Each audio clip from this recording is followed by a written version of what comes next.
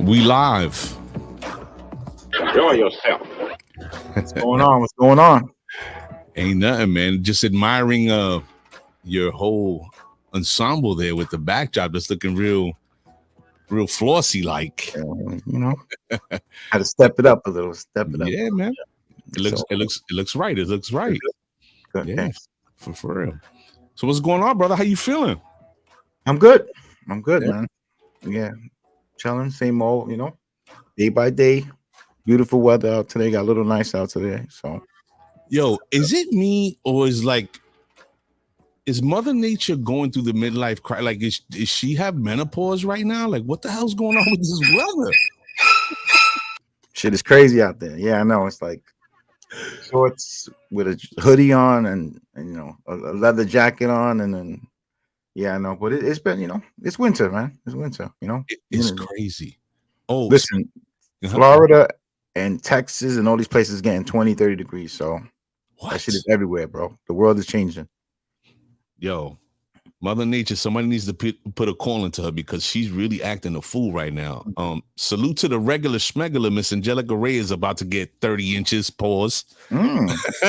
Johnny Chavez, we see you.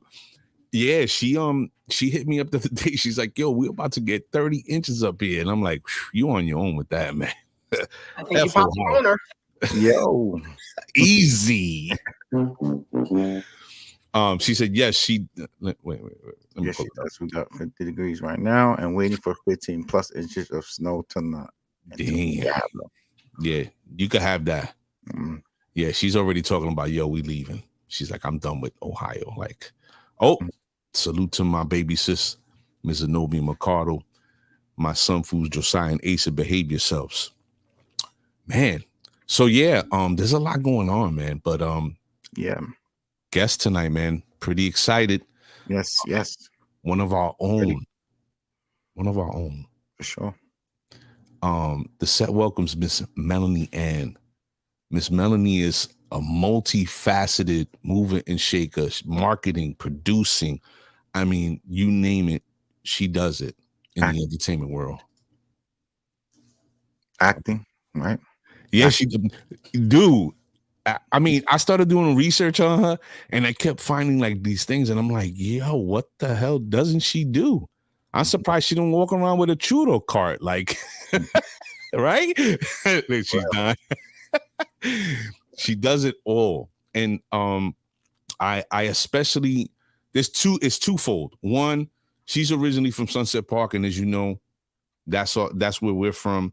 You know it.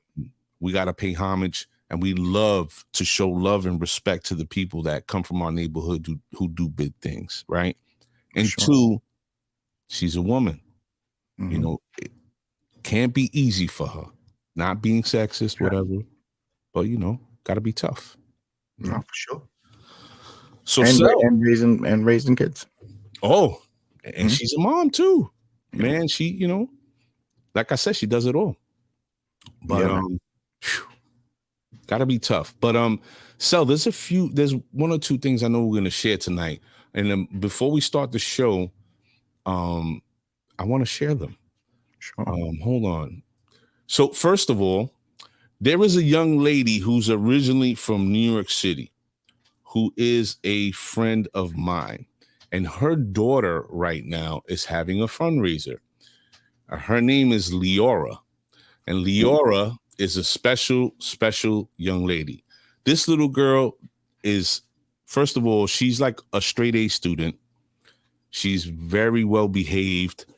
There's so many things I could say about Leora, but she's a special young lady and she's having a fundraiser. So I wanted to share this with everybody.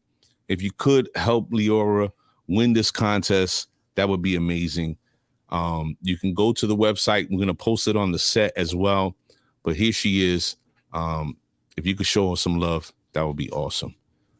And also, friend to the show, Miss Beverly Baskus, her mom, God bless her, just celebrated her 70th birthday. And that is an accomplishment in and of itself. What's up, baby? Take me out to dinner. So we want to say a very special happy birthday to Mom Margaret, who is Beverly Baskett's mother.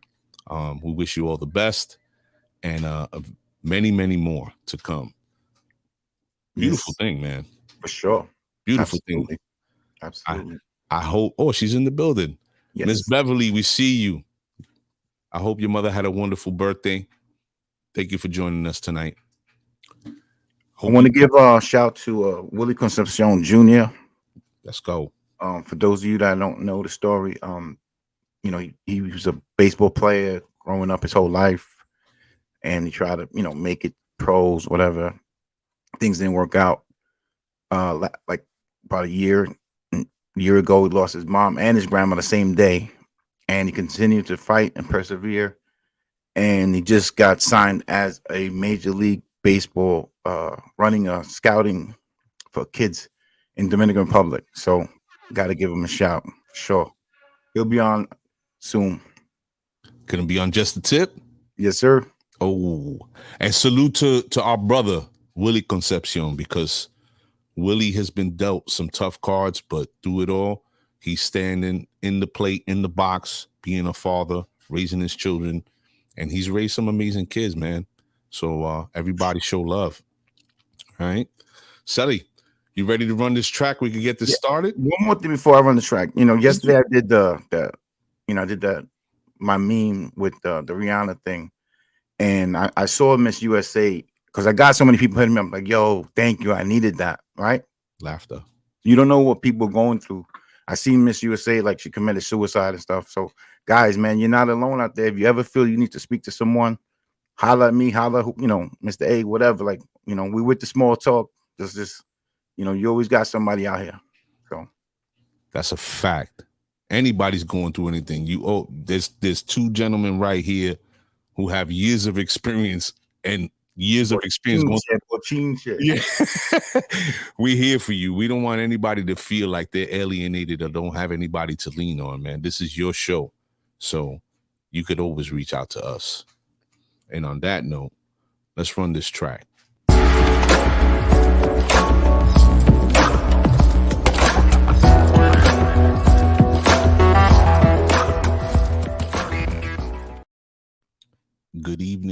Good evening, everybody. Welcome to the show. I'm your host, Mr. A. What you are hearing is 400 years of oppression. That's what you're hearing. Sally Sassong in the building. And this is the set 6145. Tonight, we welcome a very special guest, as always, Miss Melony Ann from Sunset Park. Miss Melony is a multifaceted hustler, mover, shaker in the entertainment world. And she just so happens to come out from Sunset Park. And tonight we're going to talk to her about her journey, her trials, her tribulations, her ups, her downs, her happiness, being a mom, what it's like for her to move and shake inside the entertainment world, and everything that goes on. And if you have questions, just shoot them in the room. But we're looking to have a good time and share some laughs as well. So I hope everybody, Miss Melony, you got quite a few of your classmates and friends up in here from Sunset Park showing love tonight. So everybody, the set welcomes Miss Melony Ann. Hey guys, you had me backstage there for a little while. Sorry. You took a nap. I was in the green room. Sorry about that. Shout out to Sunset Park and Bay Ridge, Bensonhurst, Brooklyn. We here. Yes, sir. Yes, sir. Melony, I want everybody in the audience to know something about you immediately. This woman does a lot of amazing things, and it's really hard to encompass everything in the time that we have. But the one thing that I admire the most about it is that Sally was in communication with her, and she didn't hesitate. Once she understood that we were from her neighborhood and we were connected in some way, she really just was like, I'm giving you guys my time, which is an amazing thing for somebody of her stature to keep it real, regular, and giving us her time. So I really want to thank you, personally. I'm sure Sally feels the same way that I do, because people don't really reach back when they should. But when it came to you, you didn't hesitate, man. You was all in, and your energy has been just amazing from the start. So thank you. Yeah. yes. I mean, like I had posted on Facebook, I didn't know you guys personally, but when I went, when you followed me and I went to your page, and I don't usually follow a lot of people back that I don't know or haven't worked with, not to sound bougie or nothing like that, but I feel like why I'm gonna follow people that I don't know or don't work with or don't like, I don't look up to or aren't inspired by, like for me, it's even when I've removed a lot of negativity, especially if I see people posting negative stuff. I don't want to be friends or following that. I wake up every day and I need to feel happy. I don't want to go on your page and it's like, that's a whole nother story. Doom and gloom. Doom and gloom. The people that you guys had following you from Sunset Park, Brooklyn, are near and dear to me. And those would be my classmates. Shout out to Angelica. Love you, girl. Everybody from Sunset, if I know them, I knew them when I was a child. So I cherish those people that really know me. And as far as me, I'm never going to change. I'm always going to be humble. And this is who I am. So I gave you guys the energy that I would have given one of them because I saw that they were following you. And I know that if they're following you, 9 times out of 10, we were all connected in somehow, some way. Maybe I don't remember because I was, like I said, I left Sunset when I was 16, but they're still on my Facebook page and they have seen my journey. And I do appreciate everybody from Brooklyn. Yeah. This is a certified hood classic. That's what it is, baby. That's what it is. It's not fake, nothing fake coming out of Sunset as far as, the people that I'm affiliated with. They love me. I love them. That's what's up. Reciprocating that is super important, especially when it's genuine. So we really appreciate it. And again, since we made this announcement, I've been getting hit up from people and they're like, "You're going to have her on?" And getting all excited. I'm like, hold up, yo.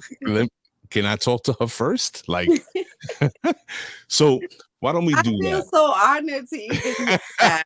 Little tear emotional, like, oh, mama, I made it. Hey, I didn't upload the crying one. You're lucky. Like, I done some things, but I still love the hood. That's good. That's good. So since we're talking about Sunset, let's start at the beginning. I know it's very hard to sort of understand or encapsulate you, to really paint the picture for the audience to understand, right? But where does your journey start in entertainment? Is this something that you set out to do, or is it something that sort of came along in your road of life? Well, what had happened was... Oh, shit. I had to whip the hair out for that. Yeah, I've seen that. Born and raised 54th Street, 323 54th Street between 3rd and 4th. It started there. No, I never sought out entertainment, and quite opposite. I wanted nothing to do with the entertainment industry because I was a mother. And this is what, of course, when my kids were younger, I didn't want to expose them to anything too soon or early. And, so although we'll get to that part, but when I was at the height of my drug dealing, I hung out with a bunch of celebrities. But I wanted nothing about that lifestyle, but I would take the money. But then when I had my daughter and I did my time, I left to Florida. I wanted nothing to do with it. I just wanted to be a soccer mom, and I wanted nothing to do with the street life or entertainment or nothing. And I feel like, well, not that I feel like, I don't want to force my beliefs on anyone, but I know that I was in alignment with my purpose. And one day I saw a post on Instagram, and they were but actually before that, I came to New York, and every year I incorporated a business, and there was a guy that was shooting music videos. Really, he wasn't getting too much money or recognition. And I was like, you know what? We're going to turn that into a business and a platform. I registered it. We became partners and it became a production company. We started shooting little events, music videos, stuff like that, and getting to the bag for it instead of just doing it for like, I'm going to do it because y'all don't know me, but I want to try to get in. No. Yeah. We started making money. The partnership fell through. It didn't work out. We had different visions. He went his way, I went my way. But in the midst of that, I had already, because I'm a hustler from Brooklyn. So it's like I walk into a door and I'm going to sit at this table and whatever I see, I'm not leaving no crumbs at the table. I'm going to make sure that connections are made. If there's an opportunity that I can fulfill, or that someone I know can fulfill. I connect the dots a lot. I'm more like I've always been the plug in some way, somehow.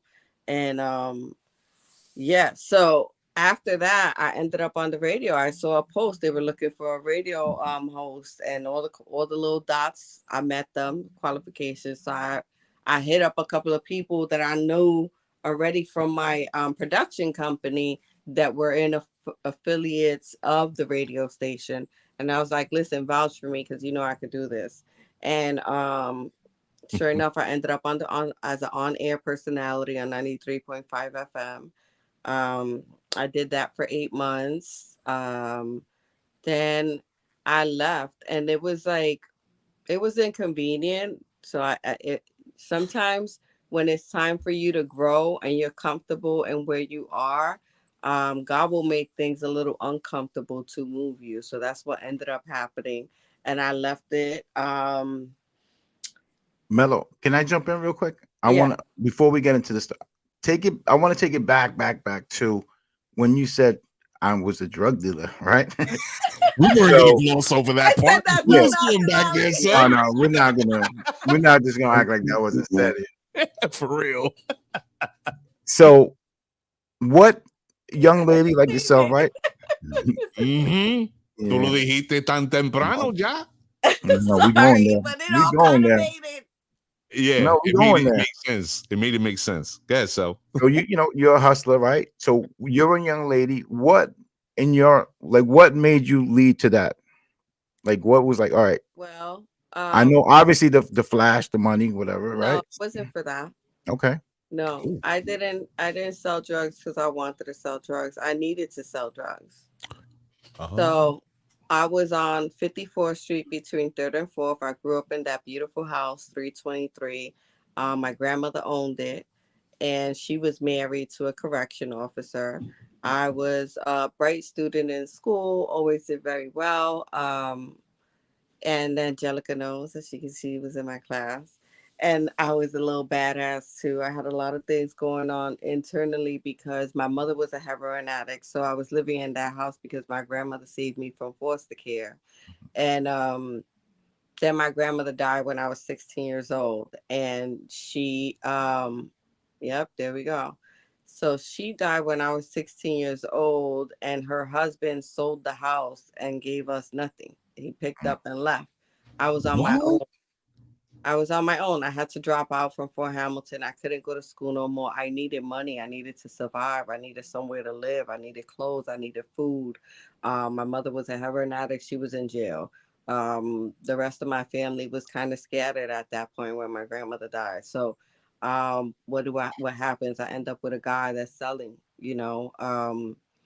and even before that, I knew about it because my grandfather had a spot, a dope spot on 49th Street and 5th Avenue. His name was Baco. And then my mother and my aunt D used to run around with the 69ers, dirty ones over there on 3rd Avenue, and they used to hang out on 61st, 4th and 5th. That's where they copped at.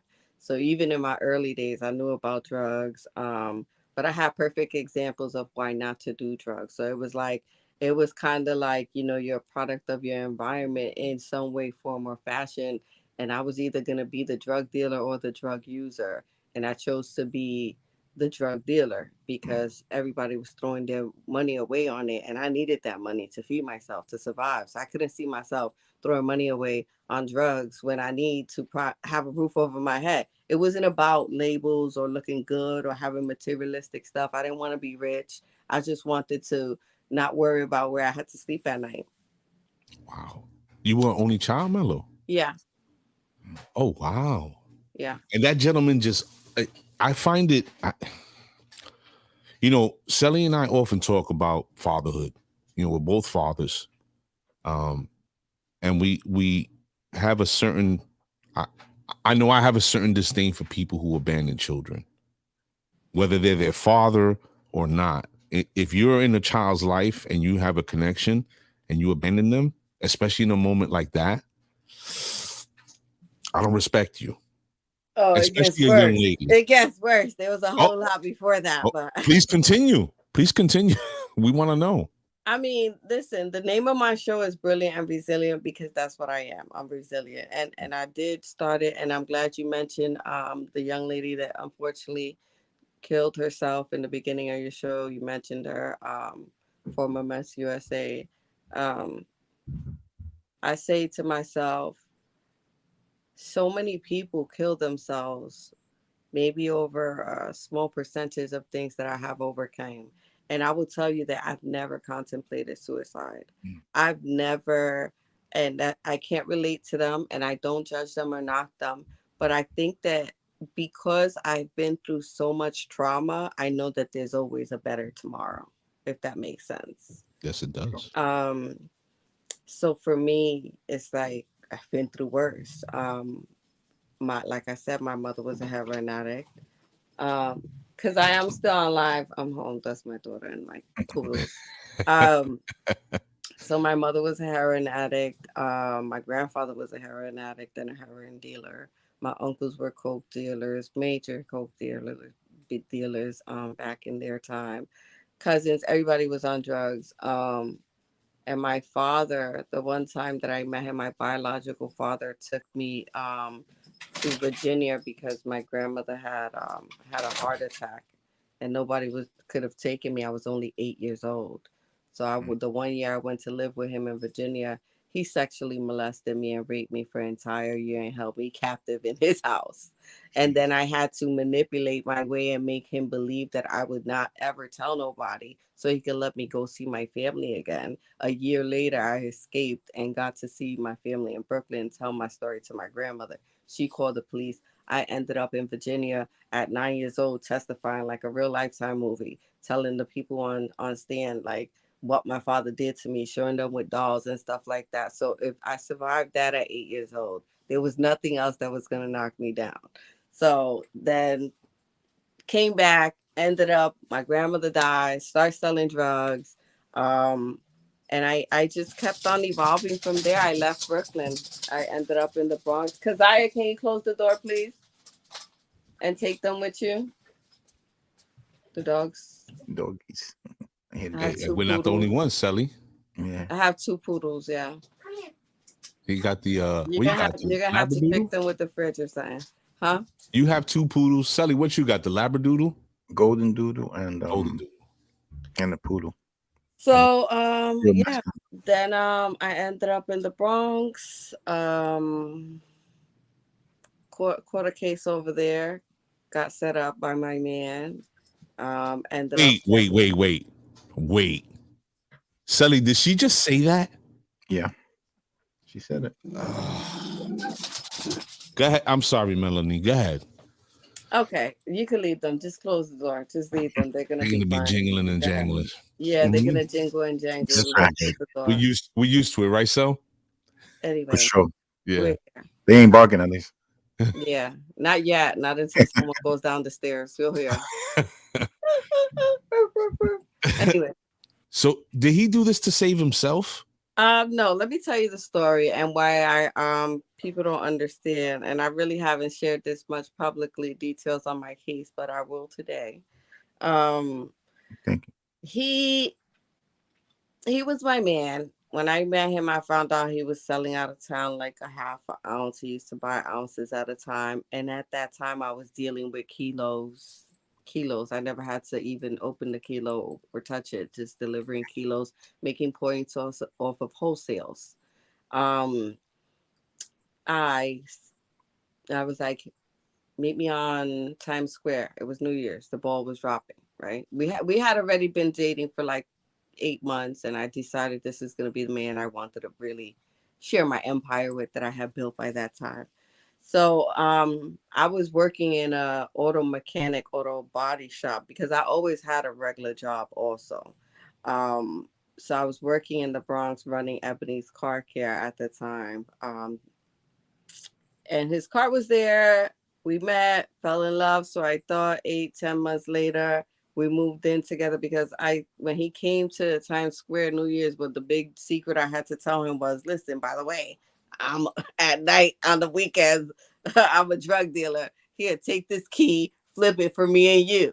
So I gave him a brick, and the plan was that he was supposed to take that brick and turn it into 100 grand, and we were supposed to keep flipping. But unfortunately, I picked the wrong guy to do that with, and he wanted to try to shit on me and deb me for the brick, disappear for like 4 to 5 months. Then by the time he came back, I'd done moved 2 different times, and I took him back, and in my mind, see, vengeance is the Lord's. I learned that you can't seek vengeance. So I thought I was seeking vengeance. I'm like, let me take him back so I could try to find out where his stash house is. So now I could get him back the way he got me. So when I did that, he lied, acted like he got robbed or whatever. And he put while I was working, I was going to Catherine Gibbs for fashion design and merchandising. I left him in my house. When my house got raided, they found a compressor table, 7 ounces of coke, paraphernalia like Pyrex and shit like that, and the semi-automatic Tech-9 with cop killer bullets. I will admit that was my gun. I'm not gonna lie, the gun was mine. But the drugs he should not have had if he said they robbed him. Although I originally supplied him with the drugs, he lied and said he had nothing left. So now in the apartment should not have been nothing because I never kept working my apartment. I had stash houses for that. So he brought that in without me knowing, left it there, and his boy allegedly had the cops following him and told them, oh yeah, he moved it from the stash house to his girl's house, and that's why my apartment got raided. So because he brought that in without my knowledge or permission, that's a setup. Won't you agree? Of For course. sure. Well, So I was facing 3A felonies at the time, 15 years. I fought the case for 2 years. They released me on my own reconnaissance. I fought the case for 2 years from the street. During the time I was pregnant with him, his child. And I was not with him anymore, obviously. He never got arrested because the apartment was in my name. What they had on him was hearsay. And, they knew that I had introduced him to the plug. And that's what they wanted. And I wasn't going to give no plug up because why am I going to bring someone down with me because I picked the wrong bitch ass nigga to be with? That's how I felt at that time. So I did eventually after 2 years take the plea. They dropped the gun charge and they gave me the the drug charge. I did a 2 to 6 on it. I did 16 months upstate, came home, did 2 years on parole. They knocked off the other 2 years for me being such a good person. Wow. Sally, I heard his court date, the guy. You and your moron friend. That's what they told him. let me tell you something. Sally, listening to this story, like there's very few people in this world, let alone women, not females, women, that can do all that and hold it down the way that she did, and then talk shit about her baby's father. Oh yeah, that bitch ass nigga, and still come out on top. That's fucking like amazing, right? It is what it is. No, it definitely is what it is. But I'm just saying, to go through that whole ordeal and to still see and be who you are now, you have to understand people that get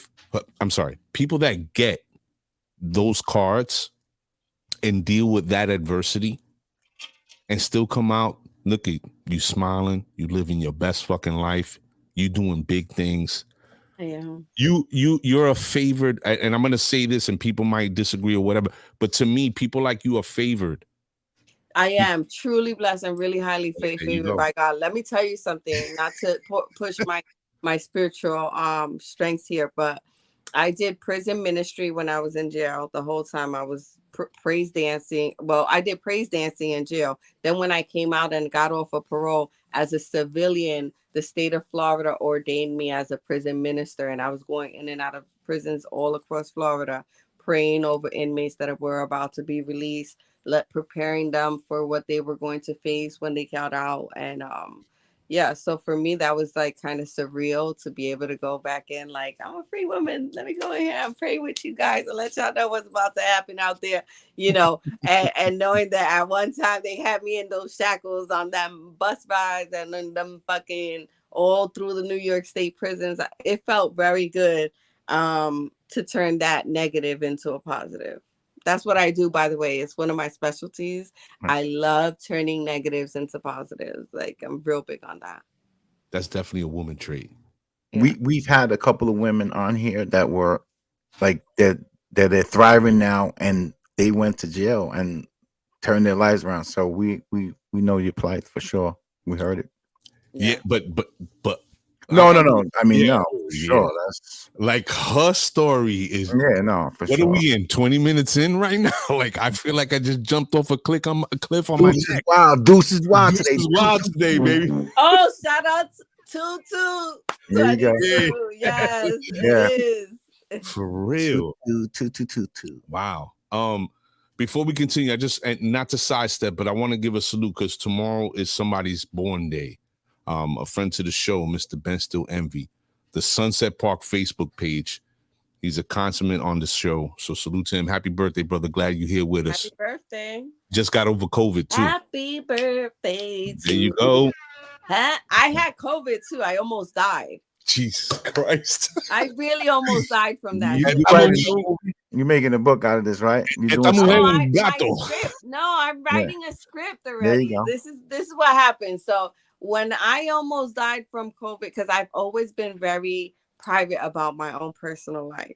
Mm-hmm. And even I shared recently, I've had senators, actors, activists, Love and Hip Hop cast, these people, all these celebrities, everything on my show. Nobody ever knew who I was or where I came from or none of my story. So it's only now in this year that I have decided I can't die without my story being told.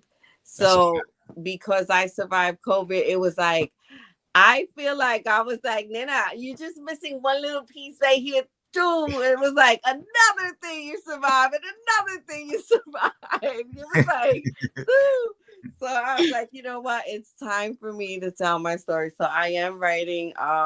A couple of networks reached out to me in showing interest in it, but I think it was more about my crime. And for me, my story is so much bigger than my crime. My crime was just maybe 5% of my movie. My movie is like a trilogy at this point. So I wouldn't want, and that's another reason I never talked about the crime. I never really talked much about my life, but my mother passed away. I also didn't want to, make her feel disgraced or nothing. But now that she's passed away, it's given me more liberty and freedom to be more vocal about my own personal story and journey.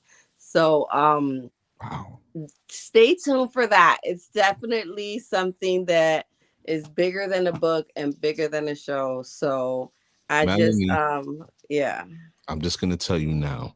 Okay. First of all, we ain't going to call you Melony no more. We're going to call you Madrina. That's your new name, all right? We're going to call you La Madrina. That's first. And second, when that drops, we need the exclusive. Of course. It's only the brothers from Sunset Park. We got to get first-hand exclusive on site. Like, we got to sit down with you because, even the people in the room and even, Sally, the experiences that you've had in your life. For sure. Things that we've grown up seeing and doing and so on. Man, it's just immense, and again, to see you here smiling the way that you are, living your best life, man. It's incredible. It's incredible. Let's get on that. Let's talk about that now. Yeah, can we now talk about the things that I've done? All right. Let's talk about that. Positively as an adult. We got into the early years now. Yes. Wait. Let me ask you. I want to be very pinpointy about this. What was the first monumental victory in your business realm that you had that you were like, oh, I'm here now? Was there a moment like that for you? Being around people is, you don't soak it up. Let me think. There's been a lot of those big moments in my life. Okay. And just since 2018 that I started B.A.R TV, 1920. Yeah, in that short time, I've had some amazing guests. Hold on, my cat is gonna try to come over here in front of us. My cat, get away. He's gonna try to hit it. When I knew I actually, matter of fact, no. When networks started reaching out to me, asking me for my show to go on their platforms, that's when I'll give you a really good moment. There was a girl that owes 50 Cent money, right? What's her name? He talks about her all the time. There's a bunch of them. No, Tiara Marie or oh yeah, Tiara Marie. Yeah. La Gordita Baja. Yeah, her. Oh my gosh. So I had space at YouTube because at one time I was filming B.A.R TV at YouTube because an OTT network wanted my show on their network. I became a network producer where I was actually bringing other people's show onto the network as well as having my show. So I always had filming time at YouTube in Chelsea over there. And people would try to get on the guest list to come up to the set. And I was always having to pre-approve them. That girl wanted to come onto my show. And I said, no, don't give her access. You know why? Because I was like, I don't need 50 Cent to see my show and be mad at me because I had her on the show. 50 It got to the point where people of high stature were reaching out to me and I had the power to approve or deny access to them, So I think at that point I was like, I'm really somebody. And then shout out to Brian Jones from Love and Hip Hop. I really love him. He's like the green screen master. And he was like always so supportive over every episode that I did and really made it a big deal that I was producing my own content. I don't have, directors, producers, or nobody else. It's just me putting it all together, scheduling, doing everything myself. So it was work because he works with Mona Scott and Love and Hip Hop, and he also worked with Viacom and all these other big brands. And for him to make it like, Mel, you're doing amazing. You're big. Like, what? And can I work for you? And I was like, really? Oh my gosh, that's me? Okay. I started owning my shit. And then he posted me and he was like, she ready. And I was like, yeah, I'm ready. But I got a little confident at that point. Yeah. When we were doing the parties at Amnesia, they did a Love and Hip Hop thing there. And they came through, man. That shit is so funny because it's all set up. They just keep on doing it's like acting almost. It is scripted. It's all, and that's why with B.A.R TV, none of it is scripted. I do it just like this, like you guys, in person conversation.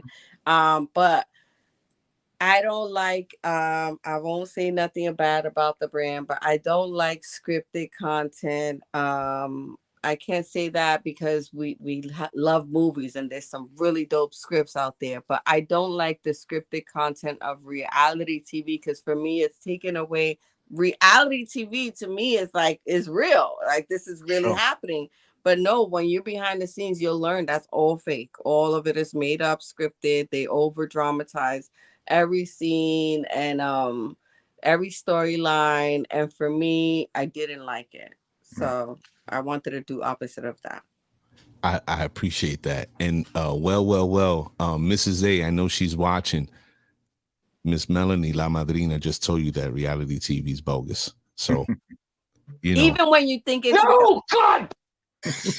like I just had Mark Rain that you mentioned. Mark Rain is kind of a big deal right now. Yes, sir. Yes, sir. Mark Rain was on my show Monday. We pre-record, so it's not out yet. But I'll tell you a little something about what he said. He was on a show on TV called something a spooky ghost show, and Like Ghost Hunters type show. Yeah, something like that. So for when they casted him, look at my cat behind me. So when they casted him, Nice pussy cat. Surprise, where's your motherfucker. sound effects? Surprise, motherfucker. When they casted him, the casting lady was like, okay, so you have to make me feel like there's a ghost in this room and I'm scared. And he was like, and I made her feel scared. She thought in the end that the shit was really haunted. So, all of that is fake. Everything is fake. They cast actors. If you see actors in it and there's actors, this person as that, it's fake. It's all fake. That is terrible to think. What's his name doing Cheaters? Cheaters, the show Cheaters? He's hosting Cheaters now. Is that scripted, right? It Yeah. has to be. Yeah. Peter Guns. Peter Guns. Yeah, it's scripted. The same way Jerry Springer used to be scripted. Because not for nothing, back in the days, in the beginning, we thought it was real, and then it started dragging and getting corny. Then you could tell it was obviously fake. But that's just how television is. It's all fake, all scripted. Ladies and gentlemen, if you're just joining the show, I'm your host, Mr. A. Selling a song in the building. I'm Miss Melony. We were getting to that. She didn't even wait, people. No, it's all right. It's all right. And this is the set 6145. Tonight, we're talking to, as you can see, the incomparable Miss Melony, a.k.a. La Madrina. And she's really, she's made this show a roller coaster. We went from personal triumphs to trauma to drug dealing to her humble beginnings. I mean, we've just been all over the place, but she's really, really giving it up tonight. And I hope everybody can really appreciate her doing so. Melony, this is one thing that's been on my mind since you confirmed coming on the show. And I've been wanting to ask you this. How tough has it been for you as a woman in this industry that you're working in? Because, you put men and women in a room, somebody's bound to be attracted, or somebody's bound to be a carifreco, or somebody's bound to say too much, do too much, just dealing with that portion of it, the interactions. But then when it comes to business, I understand your business acumen is on fire, so I'm not even concerned about that. But how difficult has it been for you doing business in this industry? Well, I will say, because like when I was on Rough Rider Radio, I think it was a Pressa or Sincere Jones. Shout out to them BX boys. I love them. One of them said, "You're only 5'2", but you really have this energy like you're a giant." You would not think when you stand next to you that you're this little. So that's what it is. And it comes from being from Sunset Park and starting out in the streets in Sunset, and being the only girl and a tomboy with all my boy cousins. I can't say it's been so hard. Like, none of the people that I have worked with professionally on bar TV, none of the men or women have tried to pass the line. And I guess it's because I do carry myself as a professional. So I set the standards. I set the bar on how people should treat me. And I have my boundaries. I do not have no personal relations with anybody that's been either on set with me, behind the camera, in front of the camera, a guest, or nothing. So in that aspect, sexually, I haven't been offended or assaulted or insulted by anyone in entertainment. I know they talk about that. They're like, "Oh, you get into entertainment and everybody want to be fucking and sucking," but that's just the girls that want to carry themselves that way. They're gonna get treated that way. But if you carry yourself like a grown ass woman that's out there for her bag, you're not gonna be treated that way. The one thing that I have encountered on several occasions was where a man doesn't want to pay me. Either he don't want to pay me, period, or he don't want to pay me what I'm supposed to get paid because I'm a woman. So then in that case, I learned early on in the game, I have an entertainment attorney and I don't do nothing that's not written in paper. So I have NDAs, non-circumvents. Like you work with me, it's gonna be lock and key because I don't play those games. Yo, Melony, I have a question. Being around celebrities, they say sometimes you don't want to meet your heroes. So have you ever met someone that you were like, oh my God, this person just let me down after I loved them growing up? And vice versa. Did you ever be like, oh, they say, oh, this person's an asshole, and then you met them, they're like, they're mad cool. Well, I was let down by somebody earlier when I was a kid, a teenager. I remember going to a Tito Rojas concert, God bless his soul. And I was at Madison Square Garden, El Concierto de los Amores. And I had to wait backstage for him to finish sniffing coke before I got his autograph. How about that? So at that point is when I knew, oh, everybody should not, they cut out to be. Now, as far as did I ever meet someone and be like, wow, this person, Pras from the Fugees. Matter of fact, and Lauryn Hill. I have had encounters. Well, Pras was on my show. His episode is there. He was very down to earth, and everybody be like, oh, he, probably won't talk much, but I don't know if it was my energy or something, but he just started naturally flowing with me and everything was great. And another one was Lauryn Hill. I had her at the Mother's Ball. So backstage, my kids were running around barefoot with her kids like they was cousins. Her daughter gave me a nice few words about her, and then she performed. That was a dope experience, and yeah. Wow. It is crazy to hear all these names and to listen to this story and the way you portray people. But going back to Sully's comment and what you said about being a woman in the industry, and it's important how you carry yourself and how you've established who you are. My brand, right? Yeah. Because a lot of women get into the business and they think if they walk around with the vagina on their forehead, that's going to get them somewhere. Nah, I really don't. They and don't the wolves respect that. Let me tell you, real people in the industry don't respect looseness, whether looseness on the bottom lips or the top. Because if your top lips is loose, you're a liability. They can't really work with you. They can't trust you with certain sensitive information. And that's another thing. Oh, I'm gonna talk about one other thing that I found was very exciting recently. Nick Cannon, shout out to Nick Cannon with all his baby moms. A friend of mine was in search of, I told you I'm the plug. So a friend of mine, people call me like, I need this done or I want this. So a friend of mine La madrina, that's it. Wanted to get Nick Cannon a special gift for his birthday there. I forgot what it was. But this past birthday. And to have a Cartier bangle with she wanted a bracelet with all his kids' names. So we got a Cartier bangle. Shout out to Ace the jeweler in the Bronx. I went to Ace. Ace got it custom made. We brought it to him in Harlem on the set. I was backstage at the Nick Cannon What's Poppin' show or Hey Nick or whatever he calls it. We were there, delivered the bracelet to him on his birthday. And then now recently when his son Zen died, he wanted to have the same bracelet made for the baby's mom. So we made it with just Zen's name and got that to her right on time for Christmas. Ace the jeweler did it for me again. So that was kind of a big deal for me. Yeah. So. Wow.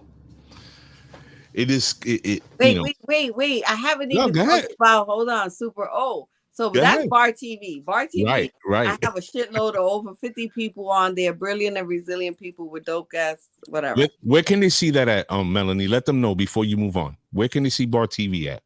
If they're in Brooklyn or Manhattan, they can search on their cable or go to bartvshow.com and check out the air schedule there. It airs 7 times a week throughout Brooklyn and Manhattan right now.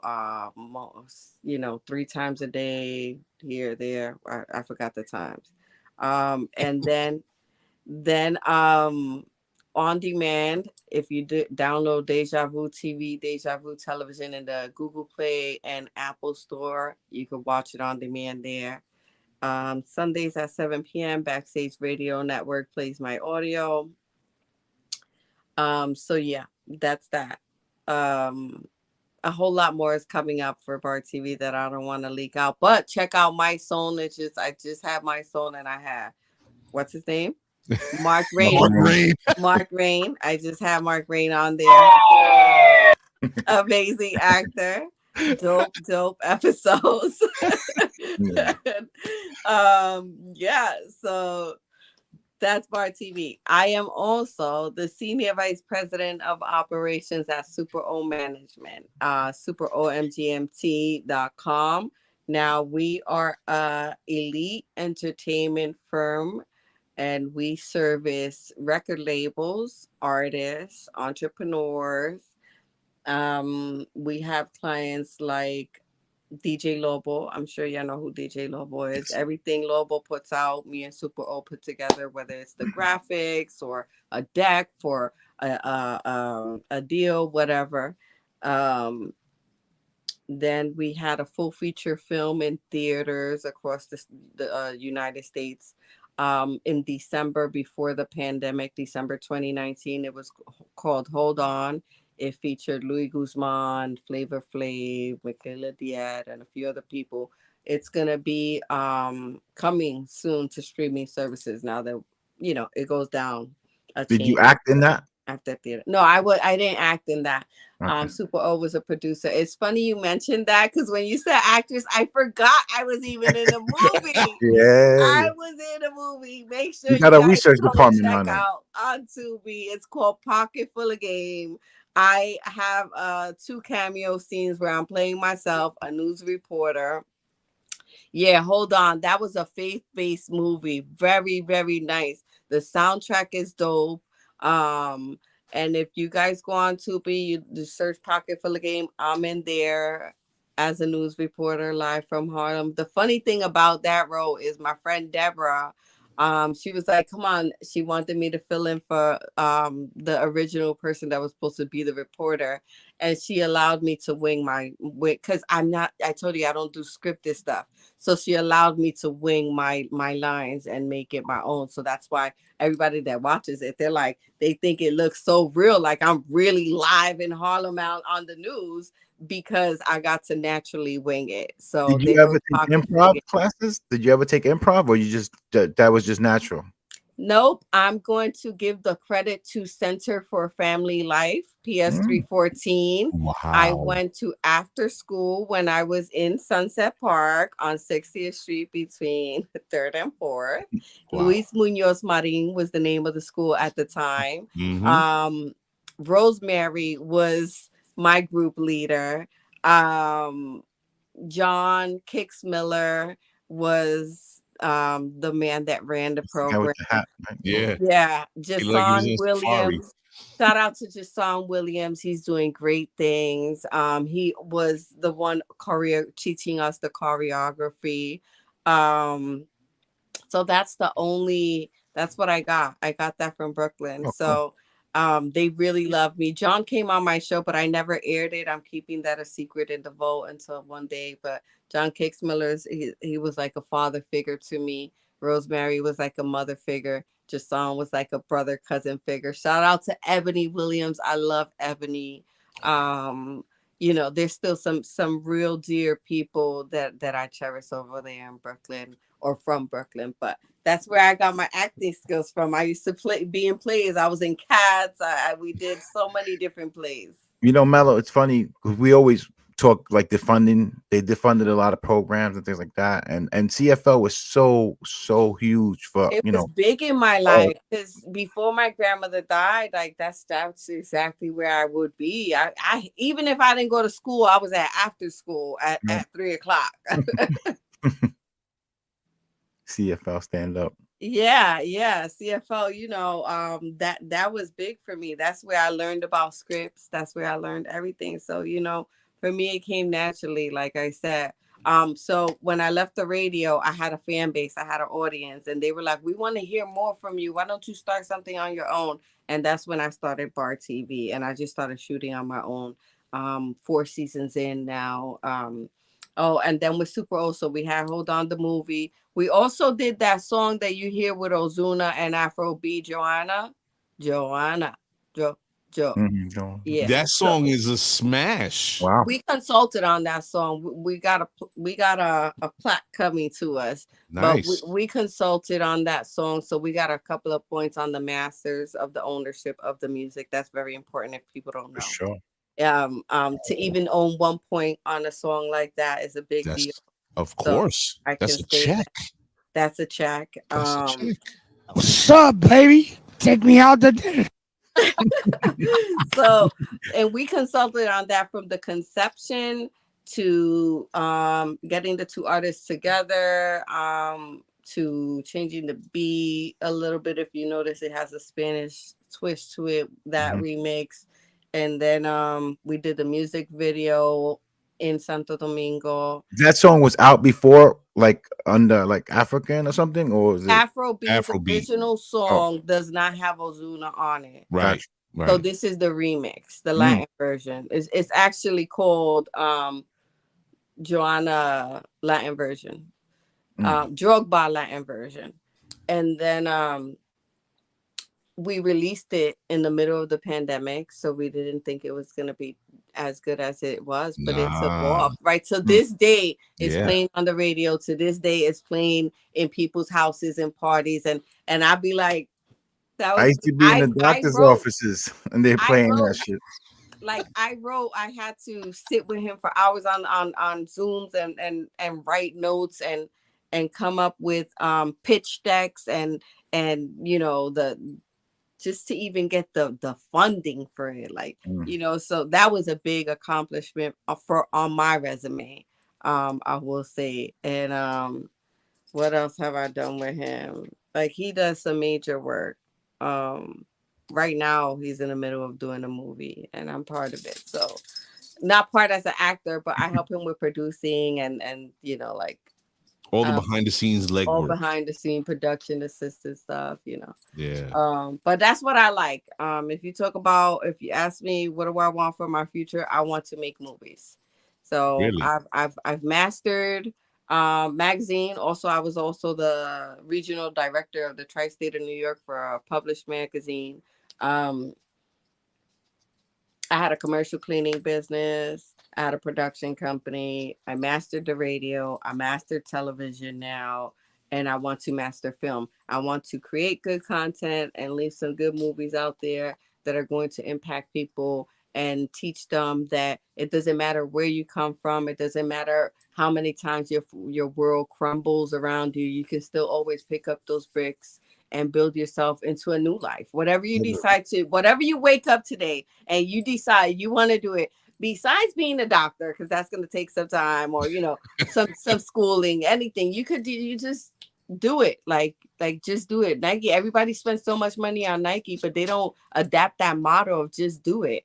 And it's like even Drake said, they don't pay me to do it. They pay me to show you I could do it again. And it's like you're supposed to continuously evolve and grow. And I think that I've been doing a great job at it. A great job. Well, listen, I think Melony has lived in this 1 hour. You've lived like 8 lifetimes. Yes. And to understand that,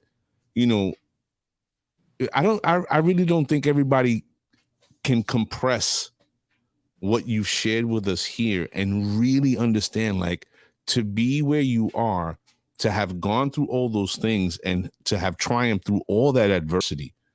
Man, it's a lot. It's a lot.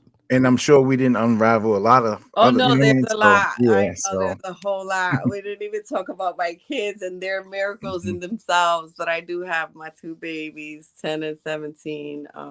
What's their? Oh, we can't ask their names, right? Yeah, Shout no, out to it them. don't matter what they are, but Exactly. Shout out to they're them. amazing. Yeah, they're Shout girls. out to them. Is the rebellious stage started yet? No, we're not doing rebellion. They don't have a reason to be rebellious because you know why? I became what I needed when I was younger. Right. So I'm a super mom, and my children acknowledge that, appreciate it, respect it, and they also know like I'm woke, I'm gangster. Don't fucking play with me. I'm not playing no games. I go back to being a foot soldier real quick. Right? Put on next season all day, like Yeah. all day. Yeah. Wow. Wow. But yeah. Melony, let me ask you, at the pinnacle, I come to understand now by you saying so that you want to make films. Mm-hmm. Are you like, is there a particular genre that you want to stick with, or is it just you're open to anything at this point? I'm sure you have to have something bubbling. No, there's things bubbling. There's things in the works right now. But anything that I have anything to do with will always be motivational, inspirational, positive. I'm very big on sharing my formula. I know a lot of people do workshops and they sell their classes online and they sell their secrets, and they're scared to tell you how they did it because they don't want you to get ahead of them, and things like that. I'm not like that. I'm here to really teach people, and I guess that's why people love calling me Miss Melony. I'm really here to teach people because I wish I had a me, and also maybe these things have been instilled in me, like you mentioned, from CFL. I come from that era where we had that, and we don't have that these days. These children, this generation doesn't have that, so they get lost, and it's like yeah, I'm here to share my formulas. All my guests, I tell them to drop some gems on there for my audience to pick up and learn from and apply. But yeah, no, all things positive and realistic. I like reality based on a true story. This really happened or could have happened type situations. And Melony, if someone wants to approach you about a script or pilot, what is it? How do they do that? Like, does it have to be finished, like a finished product, or does it have to be like something they're working on? People come to me and they're like, "Oh, I have this idea. I want to do this." And I work with them on it. info@bartvshow.com is the email. At Ms. Melony MZ.MELONY.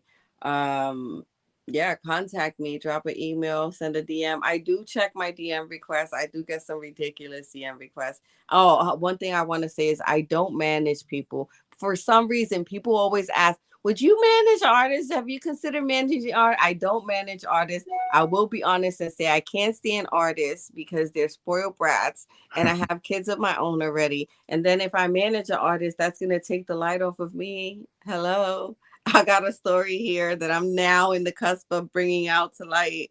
So no artist management, but if you want to work together on a television show, a podcast, a movie, a book, script, whatever it is, produce, I'm here for it. Just talk to me. Yeah. It doesn't have to be in no special format. I format things. I turn things into full decks and find funding, and I consult people on projects. So I know how to do all of that. So long as you're real and ready to put in that work. Right. Because that's what it's all about, the work. Yeah. And I think that, I've said this about 2 or 3 times in previous shows that we've had.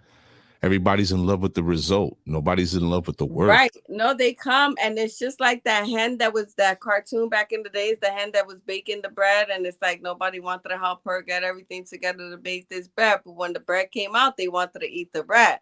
And that happens a lot of time. People come to me and just because they know I'm a brilliant bitch, not for nothing, I have to give myself my flowers. I'm very smart. There's nothing I haven't done and nothing I can't do. So they think that I'm going to do all the work for them. And that's not it either. We will work together on something. I will pull my resources for you. But number one, I'm going to be paid. And it don't mean it up front. If we got to do points in the back in the end, I'm with that too. But we're gonna work together. We're gonna have an agreement, and you're gonna put in the same work that I'm putting in, if not more, because it's gonna be your project, not mine. You know, that's a fact. You got to pour everything into it to bring it to fruition. And if you're gonna give 100, and you're gonna give 110, that's still right. uneven. And another thing, I've done casting, directing for shows too, and I'm affiliated with so many different shows. If someone I know is like, this is the lane for you, I'm gonna send you to another platform because I think this platform need to have you on there, you know. But it's like, yeah, it's just so, it's like you said, it's very hard for me to like really explain everything that I do. But I'm a jack of all trades. That's cool. Ladies and gentlemen, let me tell you something. If you just tuning in, you done effed up. I can talk to Miss Melony. I know Sally. I know you can. We could talk for another hour. I know. Right? Because there's so much more that's on the table. Yes. But we're gonna save that for another time. Say that again, sir. Oh wait! I gotta say one more thing. Oh, go ahead. This is your platform, we also lady. represent the Big Pun Estate. Something really big that I accomplished recently, and I will say that I did that. Is for over 20 years they couldn't get a street named after Pun, and I got Big Pun Plaza on Fordham Road and Grand Concourse in the Bronx. Whoa! Wait a minute. Yeah. We were gonna end the show and not even know that somebody from our hood I changed the map. Yeah. You had a hand in it. It doesn't matter. I don't care. No, I changed the map. The map is different. The map is no longer Fordham Road and Grand Concourse. The map now says. And you had Liza. You had Liza on the show also. Yeah, Liza tells the whole story of the show of how it came to be. And you know, she met the guy that introduced her to the senator or city councilman Cabrera. I think that was the one that approved it. So we got Big Pun Plaza done. Yeah, we changed that map. We're celebrating the anniversary of 1 year of the unveiling of that, and we sit on the board of the Big Pun Estate. So Super O, anything you see anywhere with Big Pun or the Big Pun Estate, that I had a hand in that writing. Wow. I wrote for it. Can we give Liza a shout out right now? I think it's appropriate. Liza Rios. Yeah, I want to know. Now you know Liza Rios. It is she owns the Big Pun Estate.